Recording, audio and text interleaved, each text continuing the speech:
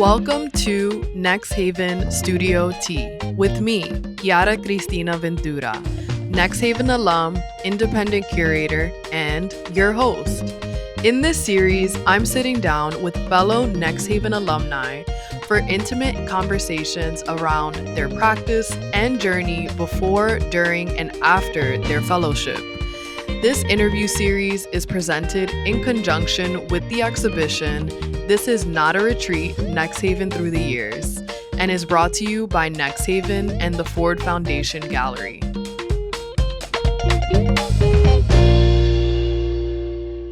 Today, I'm joined by Patrick Quarm, NXTHVN Studio Fellow alum and artist whose work talks about cultural hybridity and identity through layered portraiture and African fabrics. Patrick, I'm so happy to be sitting here with you. How are you? I'm doing fine, and thanks for having me. Such a privilege to be here and also to be part of the NXTHVN family. Amazing. So I'm looking forward to asking all the questions about your journey through NXTHVN, before NXTHVN, when you had a studio at NXTHVN, and after the experience. So first, I want to get into your experience before the fellowship. So I know you began your artistic career in Ghana, earning a BFA from K.N.U.S.T and later an MFA in painting and drawing from Texas Tech, before being awarded the NXTHVN Fellowship from 2021 to 2022.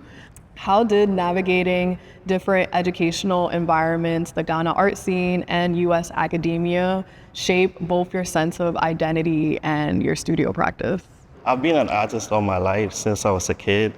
It's something that came naturally, and I pursued it all the way to undergrad, which was at the Nkrumah University of Science and Technology. And whilst I was there, it was the formative stages of my practice.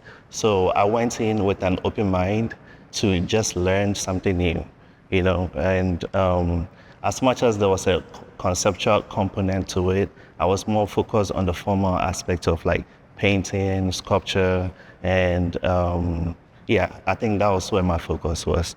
And over there, it was a really good program that kind of shaped my understanding of what contemporary art is, making work which does not focus on just the formal aspect, but also the conceptual aspect. When I finally completed, which was in 2012, I was looking at what's happening in the broader art world, and one of the questions that I remember asking myself is, what gives all these paintings I see in art history books, what gives them value, So it was a quest for me. I wanted to be part of that conversation. I wanted to be part of that journey. And I remember one of my professors recommending that I apply to a bunch of universities, which I did. And I got into Texas Tech and I made that choice because I got a full ride, which was a plus for me. So I made that journey, and it was a cultural shift. And this actually led to currently how my work is right now. It's the beginning stage of that, crossing borders from Ghana to the US, into Texas, into Lubbock, into Texas Tech was the formative stage. And I remember asking myself, who am I within the American space? Growing up in Ghana, you walk around as a Black person and you are not confronted by who you are. You feel like you belong in that space. But you move into the American space and you start questioning yourself, who am I? Why am I being perceived the way I'm being perceived within the American space? So it was a quest to answer these questions, and it led to experimenting with materials, with processes, reading various articles, historical stuff, and it led to kind of what I do currently.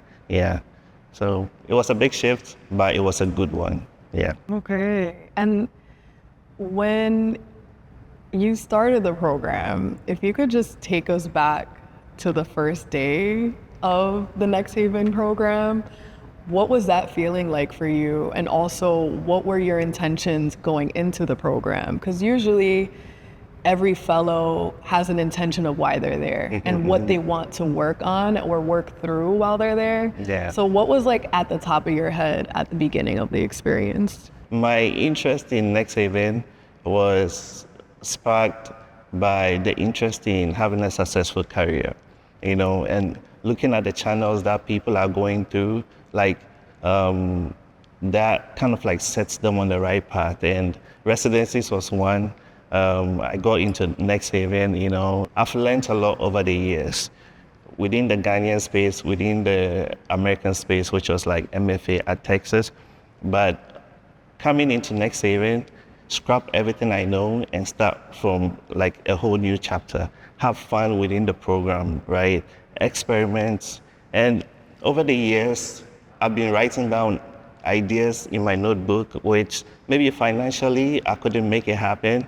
Also, like studio-wise, maybe my studio wasn't big enough and I didn't know the right people. So going into Next Haven was like, okay, this is the moment for me to make these things happen, for me to just have fun and create, even if I don't have all the answers, just make stuff, So that was kind of like my initial approach to the Next Haven program. Thinking about the work even physically or how it was made, what was your studio practice like during the fellowship? Was there any details around your practice or anything about the process that changed through time during the fellowship? Oh yeah, I would say a lot of add-ons and a lot of influences because at Next Haven we had professionals or people who are already in the game, like Titus, a few other artists coming through the studio, and when you get to engage with them and they coach you on, have you tried this? Okay, have you thought about this? And another good artist that came through the studio was Dawood Bey. That was a good one. I really enjoyed my studio visit with him. So in terms of material, I remember Titus came to my studio and he was like, what kind of paints do you use? And we're talking about materials. And at that time I was using Winsor & Newton, and he was like, stop it. From today, stop using it. And he recommended Williamsburg and a few other brands. And I was like, okay, now this program is giving me money to try out new things. So I did that. I experimented with it and I was like, oh, it makes a big difference, With that conversation, it set me on the path of thinking 500 years from now, 400 years, 100 years from now, what am I doing now that will put my work in conversation with the works at the time? And part of it starts from using materials that are of good quality so that your work can stand the test of time. Yeah, so that would be one of it. Having studio visit with curators. Another good thing that I really learned from the program was, MFA doesn't give you everything for the professional world, but Next Haven kind of gave me that, talking about the administrative side of the artist practice, talking about balancing your accounts, taxes. Every artist is trying to run from that, but we were kind of coached by professionals into understanding these things and how we can navigate it professionally. Yeah, I definitely agree. During my experience, I think that was also my biggest takeaway is I think we're all creatives and we love what we do and there's a passion behind that. But then through the Next Haven Fellowship, it was beautiful to actually get realistic tools to be able to navigate and be like, okay, I know how to do my taxes. I know how to represent myself through my Exactly. website, Exactly. just the formal tools to be able to package and have the structure to support Exactly. all the artistry and all of our dreams that we want to do. So I want to get into the visual language behind your work and the concepts around cultural hybridity. Yeah. So your work seamlessly weaves oil painting with African print fabrics, exploring layers of cultural hybridity. How do these materials communicate different cultural narratives, and what dialogues emerge when they converge on the canvas? My choice of these materials are very specific and very intentional. You know, my use of the African print fabric comes from its historical background and context. Um, Before I started, experimenting with these materials, I used to just paint hyperrealism and all those stuff, but I wanted the conversation to be more.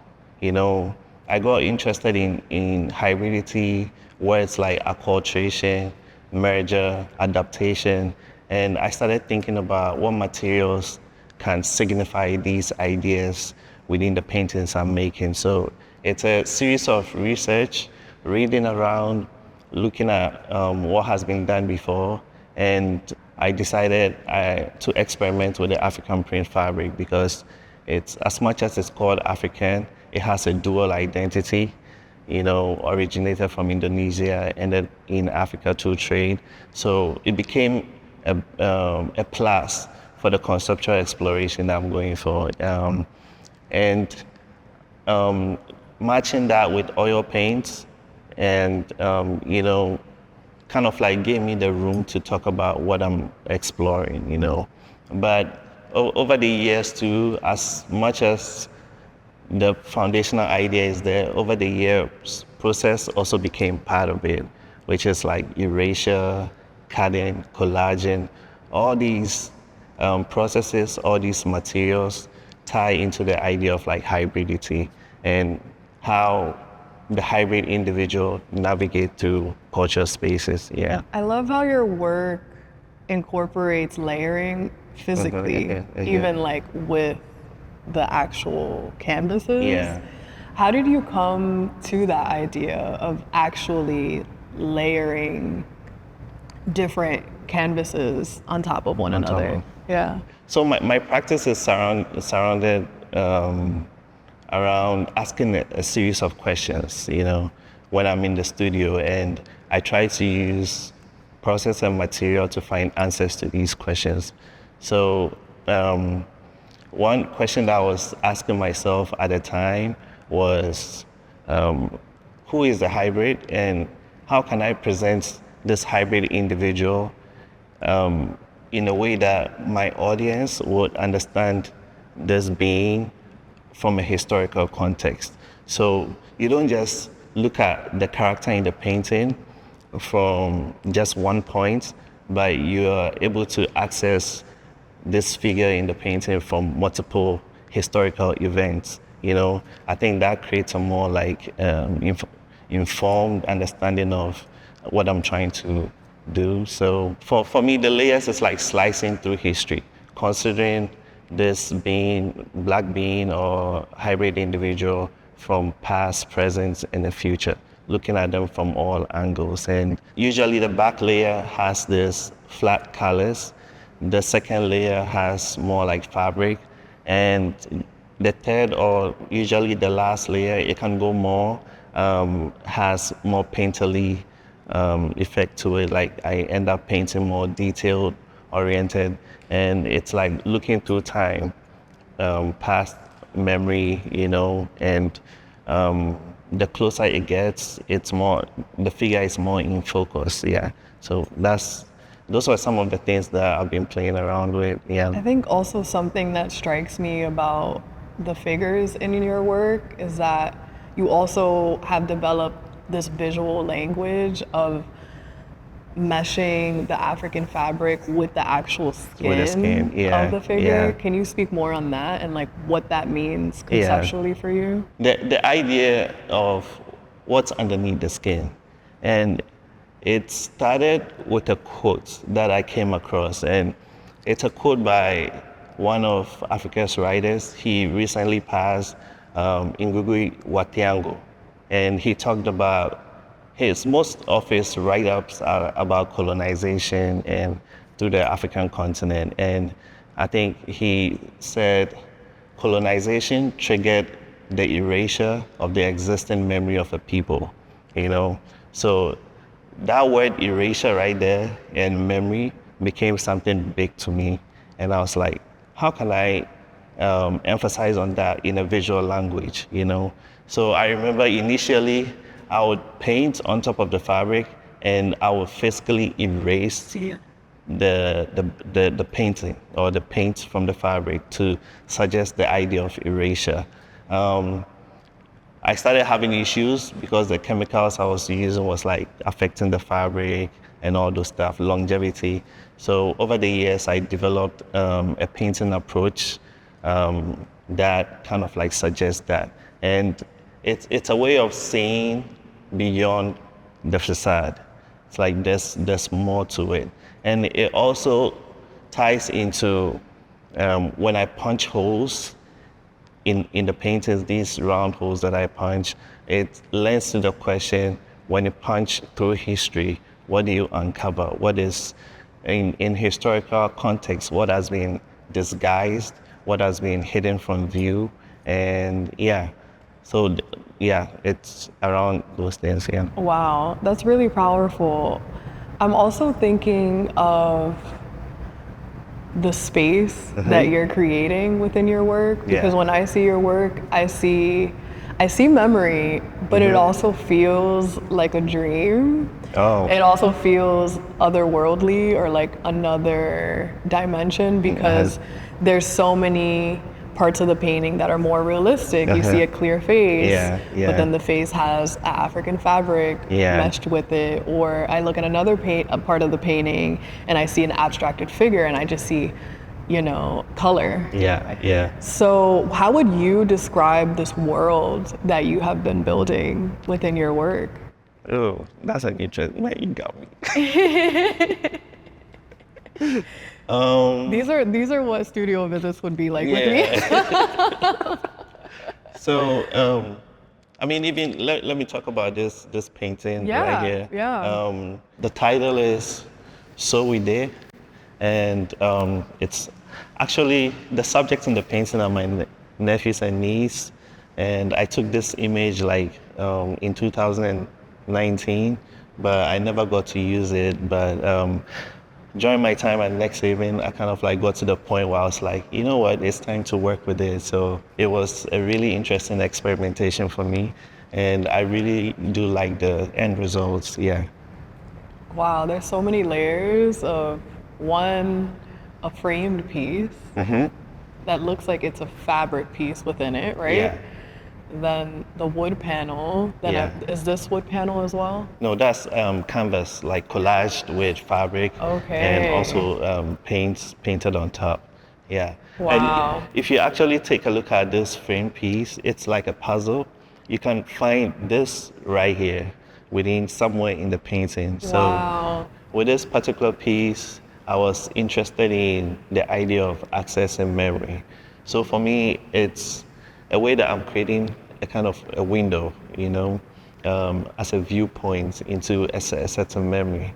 And the wooden cornice is actually an inspiration that I got from growing up in my parents' house. The windows had all these like wooden cornice, and above it, they had like family memory photographs, positioned above it. So I was trying to like reference that, and in this painting, the drawing above, sitting on top of the cornice, is actually coming from a section of the painting. And I work with a stencil. I work with a stencil drawing to map out where to cut the fabric and all those stuff. So usually I'll throw them away, but I started like collecting them, and putting them back, framing them and setting them above the painting as a form of memory, of this painting. It's like how it originated or how it started. That's a piece of its history that I'm positioning at the top. And yeah. I love the layers and also how you're playing with perception in this piece. Yeah. Something that got me as a juicy detail was walking up to it, this figure and seeing the bright blue fabric behind it. Yeah. I love how you have these kind of almost like peekaboo moments within the piece where you're playing with the viewer in their eye. I think it's something that I started doing from a question that when you split history into layers, right? What is hidden behind it, or what do you uncover? What has been disguised? So this is a way that I'm taking this character, but I want my audience to see her from a different point of view, different viewpoints, right? So I'm presenting her in all these layers as a complex being and not just, one way. And also it ties back into the way we process image, the way we approach paintings. I was interested in the idea of like a painting that commands the audience instead of someone standing in front of it and just looking at it dead straight and that's it. But I think with this piece, it invites you in and you become more curious and you want to go around it.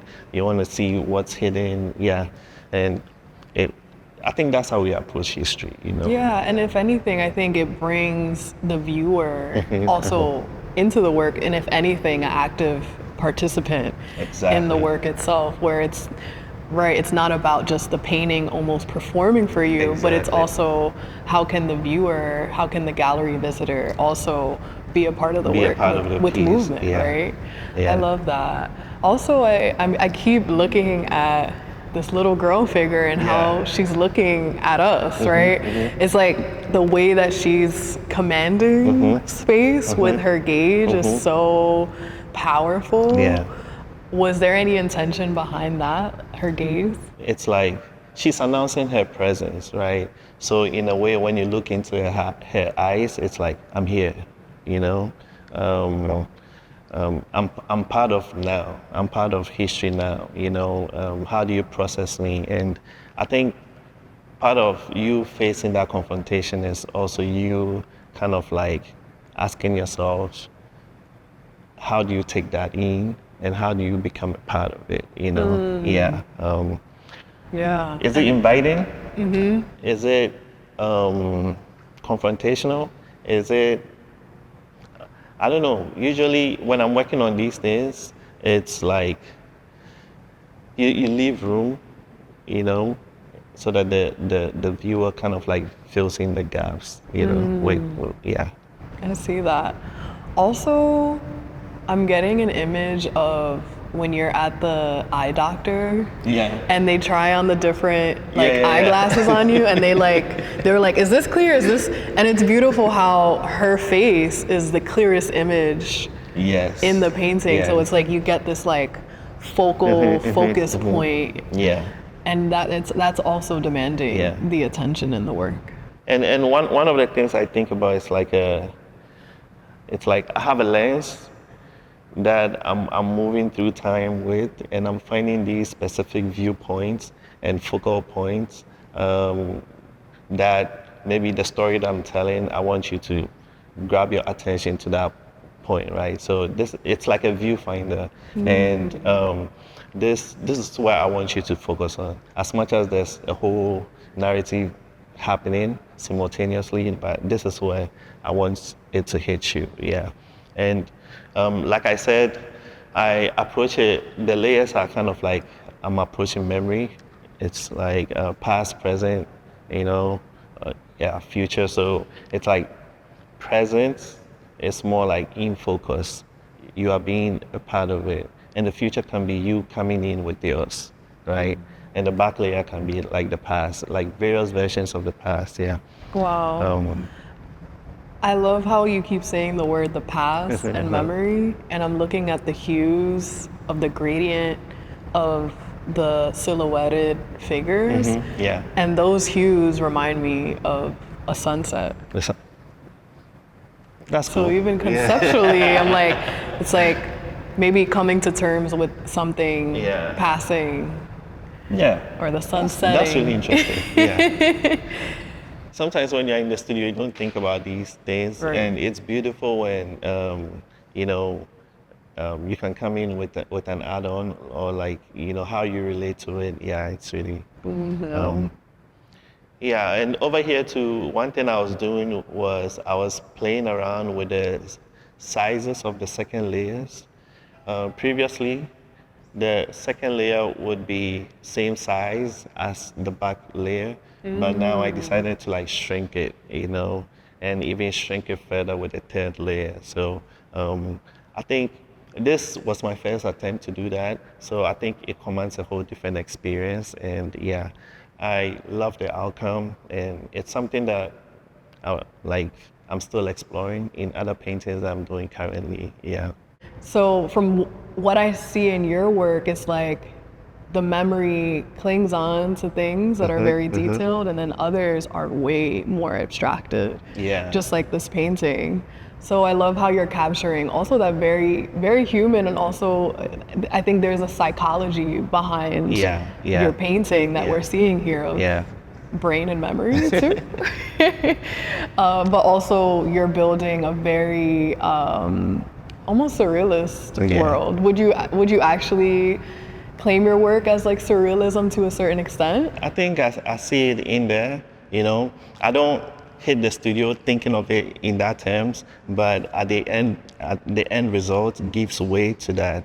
I think one of the things I think about, I always say is when I go to the studio, I have a reference point, right, which is a starting point, but the end results I have no control over because I keep making these random decisions as I keep going, my choice of fabric, this, that, and at the end of the day, the end result, it is what it is. It kind of like, it's a journey that brought me to that. Yeah, within that journey, maybe the finished results might have that surreal approach to it. And I think that's what allows people to kind of like be part of the work, bring in their story and be part of the work. Oh, yeah. I'm so happy that we're actually sitting here with your work so we could really get into all the details of it. So I wanted to ask about the title of the work, So We Day. What does that mean? The title is actually Pidgin, and it's a mix of English and the local dialects within the Ghanaian space. So all across Africa, most of the countries have their own version of Pidgin. So we they is in English terms would be like so are we, and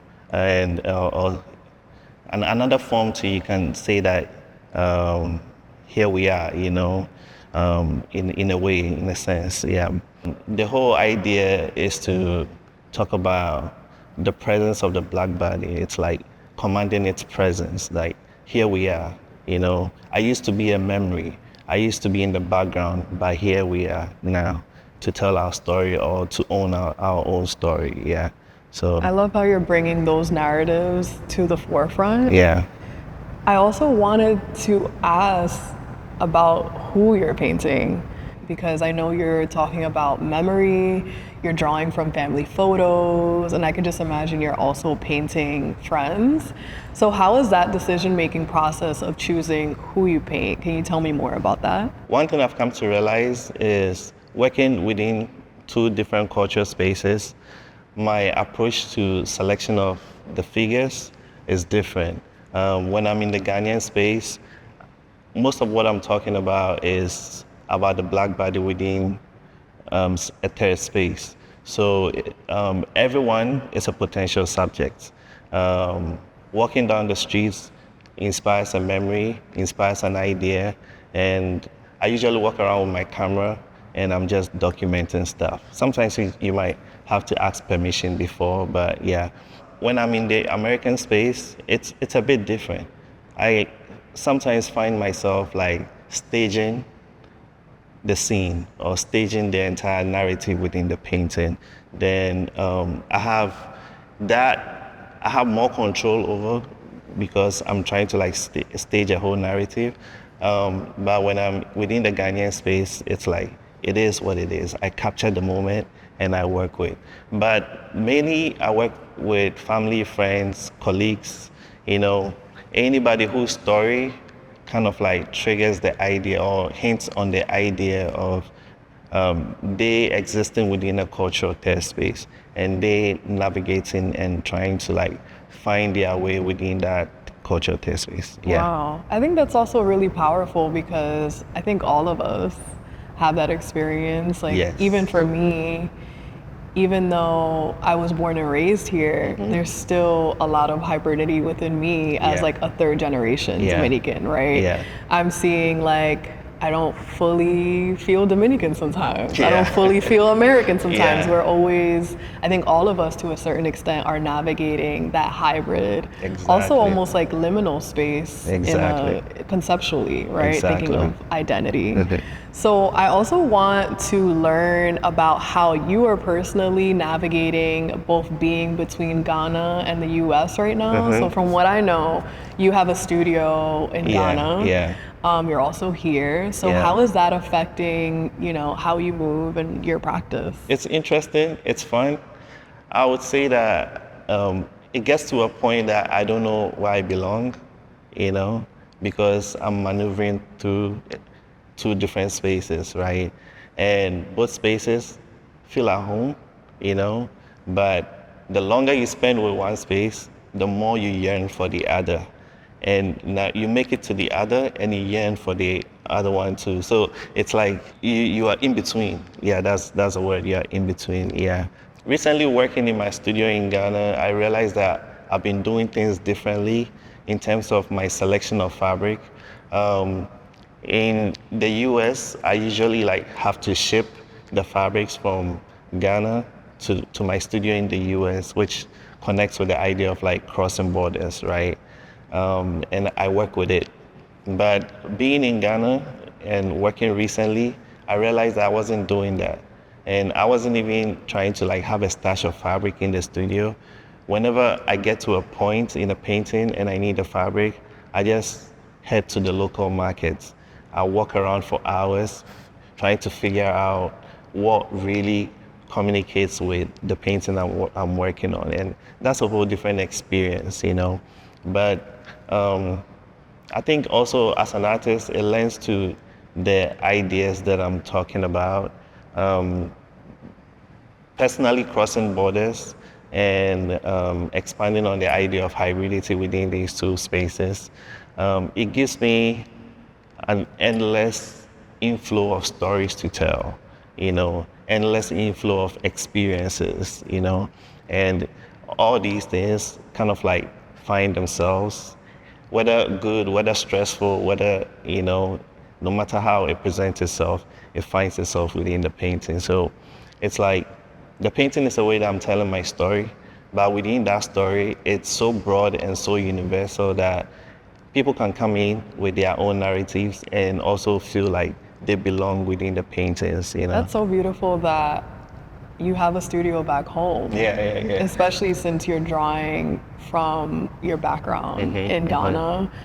And also, while you were speaking, I kept thinking of the words like returning home. Yes. And I think a lot about how artists are doing that. Even for me, like going to DR, even though I wasn't born and raised there, there's this sense of belonging that I feel there, but also a sense of inspiration. Yes. And I think that's so crucial, especially if you are developing your work, to quote unquote return home and use that as like the main source of inspiration. And also I've been talking to like a lot of my friends who come from immigrant backgrounds and the feeling of going back to the motherland, right? Yeah. I think one, there's a tension there, right? Because especially if you spent a lot of time in the US and America, there's certain cultural differences that are like right in your face when you go back. Yeah. But then at the same time, when they go back home, or even when I go back home, there's this sense of like digging up family histories. And not all of it, right? It's like, and then you have to come to terms with it, because I think that also can bring up a lot of emotions. Yeah. It could bring up a lot of mixed feelings, Yeah. but also it could answer so much within you and how you feel Yeah. about your sense of self. So can you tell me a bit about that journey for you of working back home? And also, has there been any family history that has come up and also informed your work? You're making work about a place, right? An experience, but this experience comes from a source, right? And going back home for me, since I started this journey, I've always had a dream of like having a studio in Ghana, where I grew up. So it's for me at a point it was like, if I'm telling all these stories, why don't I go back to its origin, and be part of it, and try to navigate it from the source, right? When I finally finished the studio and I started working, I was like, okay, what am I going to work on? And I found myself in my parents' house, going through old family photos and albums, trying to get inspired, trying to have something trigger an idea, walking down the street all the time, going for my daily walks, seeing life as it is, as raw as it is, and hoping that that would also trigger a certain memory. So I had been in the US having exhibitions. My family back in Ghana hadn't really seen what I've been working on. They've seen images of it. It was beautiful to finally have maybe a cousin or my brother or my sister walk in the studio and ask me questions. Oh, what's this about? Oh, this is how you do it now. It's a breath of fresh air. And that is actually making me constantly think about having a show in Ghana. That would be possible, but it will be like in the coming future. Because I'm making work about life in this space, but people haven't really gotten to see what I'm making. It's always within the American space that I'm exhibiting. So and most of what I exhibited in Ghana previously were my old work.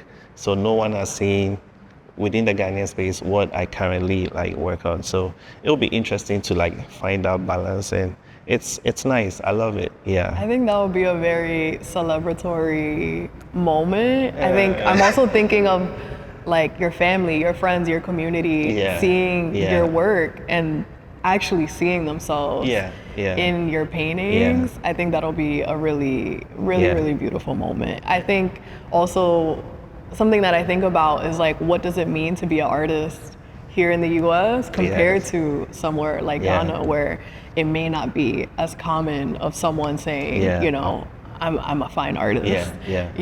So I think that'll be beautiful to also inspire. I think in the US, you're constantly being bombarded and chasing a system, and it's all about levels. It's all about, but being back home, I'm creating because I'm a piece, I'm making it. But in the US, you're thinking about what next, okay, I need to make this, meet this, that, So both spaces have their own stresses and they have their own good, but it's always refreshing to navigate those two, because it's an adventure.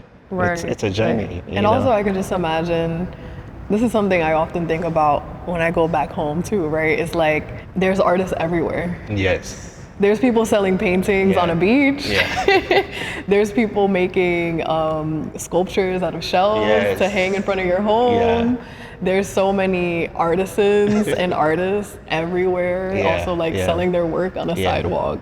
And it's I guess maybe a different perception of art. And I think there's probably, I can just imagine in Ghana, it's just a way of being, creating is just a way of life. Yeah.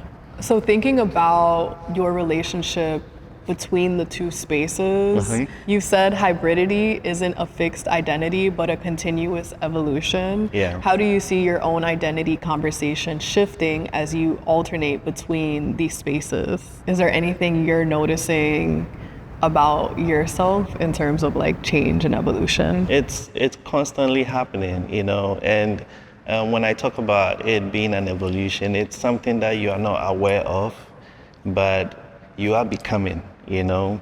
I think with every space, there are two things that might happen. You either add into the space or taking from it, you know, and it's constantly happening, and we are becoming this hybrid being without even being aware we are becoming, you know. One example I can give is back at Texas Tech. I think I made a comment and one of my colleagues was like, "You're from Ghana, how do you know?" And I was like, "Well, Hollywood is everywhere. You know, you pick things up as you go. Even as a kid growing in Ghana, watching movies, you get to pick up, you know, a few things, whether it being American culture, you know, Asian culture, you know, European culture. You're picking up on all these elements, and that's one thing about the hybrid, because you pick up all these things, and finally, when you have access to the space, you know how to navigate it because you've built a collective memory of it through visuals, through audios, through books. It's a different world, you know. So I'm gonna ask a fun question. Yes.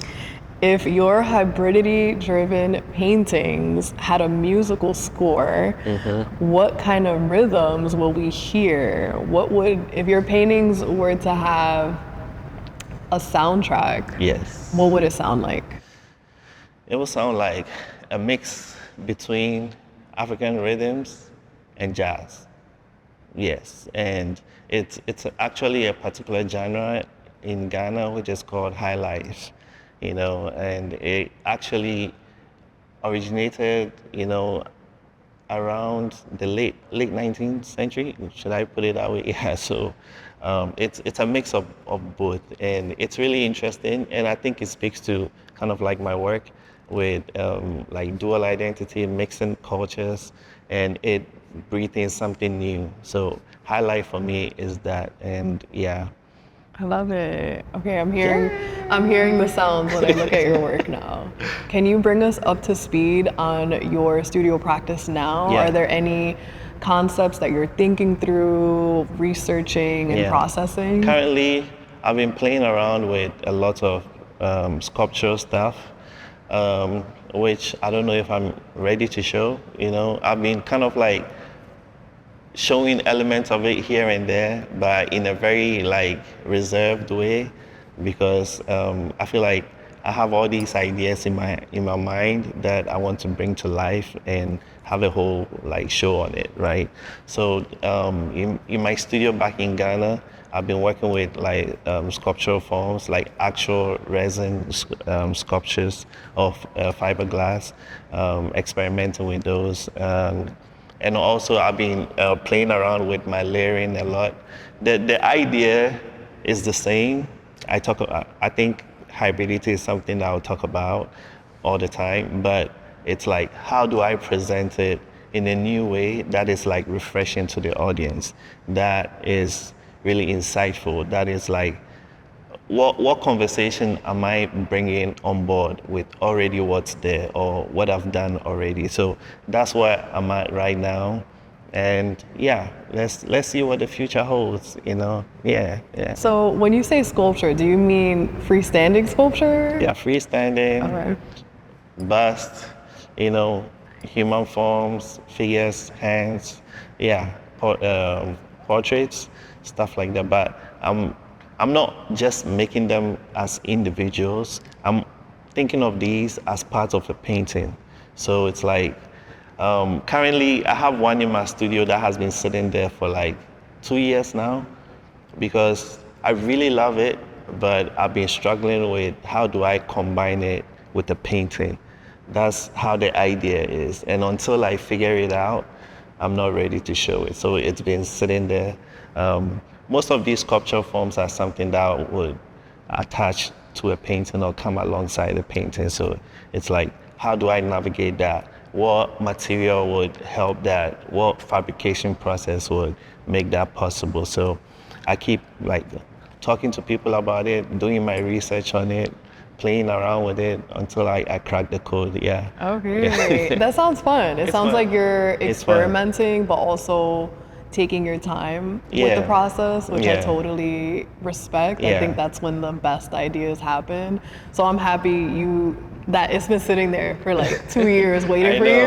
I know. And I feel like any day now, like the light It will bulb happen. will pop up in your head. And you're like, you're gonna wake up here to be like, I know what to do. Yeah. Finally, one day I'll wake up and I'm like, yes, I got Yes, it. yes, And I'll go yes. in there and make it happen. Okay, So, invite me to a studio visit because I'm very hey, interested. My to, doors are always open. Yes, I have some ideas.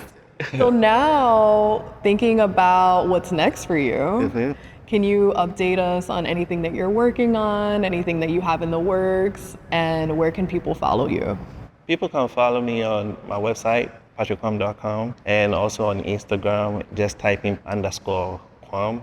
I have to the end of the year one group show that's coming up, Albert's Bender, their 10-year anniversary, and I've worked with them for some time now. So I have a piece in that show, which is awesome. I think I'll be doing 154 Art Fair in London, so that's also like something I'm looking forward to. But as it stands, currently I'm just like making work, creating more inventory, reinventing some of the things I'm doing. And I think every artist should have the moment where you kind of like not distracted by deadlines and you get to like really be involved with your work and ask critical questions and bring new conversations on board. So I think that's where I am right now. Yeah. Beautiful. I'm happy to hear that you're doing all the beautiful things. Yeah. Last question. If you could give one piece of advice to a young artist or your younger self, what would you say? It's a journey, you know. It takes time. I remember when I started, you know, I was like, yeah, I want this, I want to show here, I want to do this. But the more you engage, you realize that it's a journey, you know.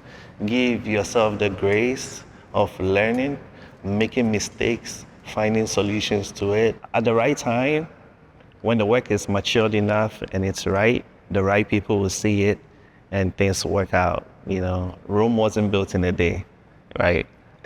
Exactly. Well, thank you so much. Thank you for being here and for having this conversation. I really, really appreciate your time. Thanks for having me. Of course. Appreciate it.